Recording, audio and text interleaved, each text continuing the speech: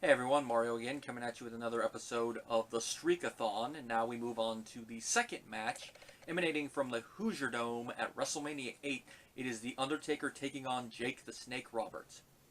Now, unlike his match with Jimmy Superfly Snuka, this one has a little bit of a story behind it, and that is that The Undertaker was betrayed by Jake Roberts on an episode of The Funeral Parlor. He trapped his hand inside the coffin. Jake DDT'd Paul Bearer onto the ground, which Paul really sold this very well. Shows as a manager he was great at selling things.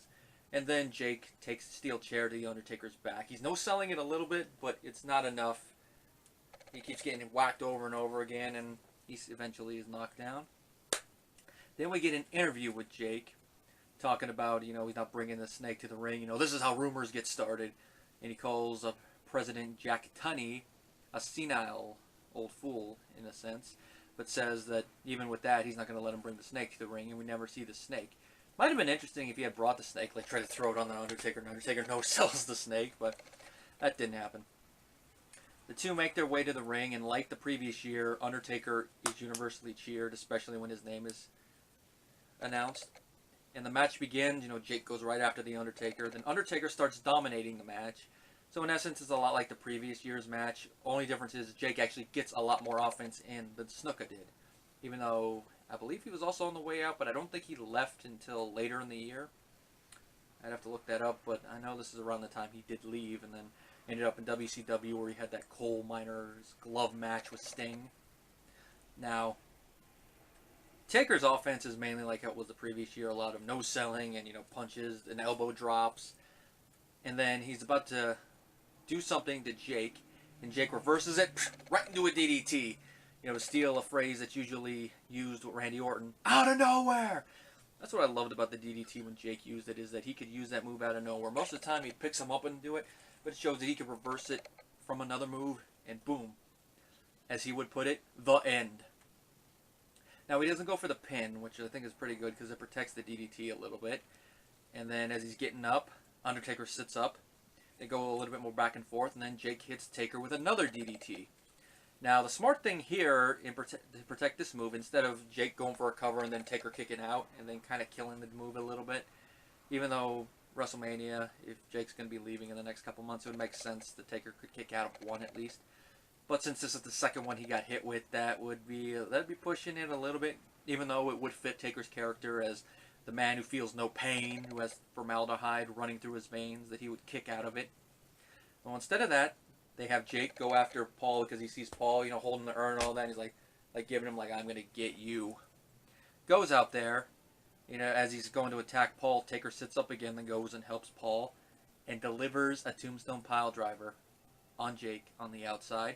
And he picks up Jake's unconscious form, throws him in the ring, cover, 1, 2, 3.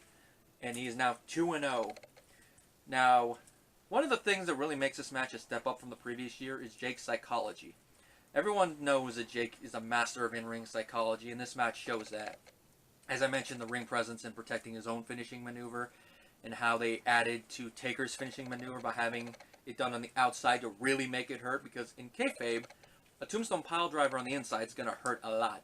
More so back in the past when they protected it more, but now it seems that the only time people ever kicked out of it was at WrestleMania, but then the last couple of years, that's the main time that Taker's been around, so not really much of a defense.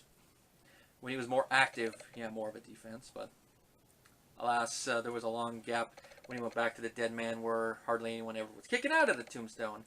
Well, the first time I can remember someone kicking out of one was the Shawn Michaels Undertaker match, where Shawn kicks out and then Taker's looking at the camera like, oh my god, did he just kick out? Now, what added to it is after the match, when Taker and Paul are making their exit, Jake's still laying down. He doesn't start to move or something. He's just laying there, kind of dead. And his arms are all up around his neck, showing that it really did hurt him. He's like, oh, my neck! Master of psychology. And also his presence after he's hit the 2 DDTs, how he gets up and moves, showing that he is still suffering the effects of some of the earlier moves done to him, but he's getting his second win, sort of. One thing I noticed is that, unlike the previous year, it looks like they finally got around to dyeing Taker's hair the dark color. Because in the first year, it was still his natural red color and seemed a little curlier, whereas this year it looks straighter, in addition to having the dyed color. It's just a minor little cosmetic thing I noticed. I think he looks a little bit better with the darker hair. It fits the more dark persona of the Undertaker, especially his later Ministry of Darkness incarnation. But his red hair kind of added to the whole Western Mortician look. At least I thought it did. And nothing really else much to say about this one. It's a better match than his first match. Jake was a good match for the Undertaker. It's a whole psychology thing. Now, if Jake had faced Ministry Undertaker, you know it would have been a longer match. The psychology there would have been probably a little bit better. And we might have actually got a finisher kick out, but that might have also made the match not as interesting, because the whole thing here, Jake turning on Taker and then having their match at Mania, where he got the tombstone on the outside, that's really the thing that this match is memorable for, is Jake's psychology, a little bit of the storyline, and then that tombstone on the outside. Because I haven't looked through all of Taker's matches from these first couple of years, but if memory serves me correctly, I think that's the first time he had done it on the outside. I know before this he did the tombstone onto the steel chair that he won the WWE title with from Hogan, but that's the only other one before this I can think of that was an extreme tombstone.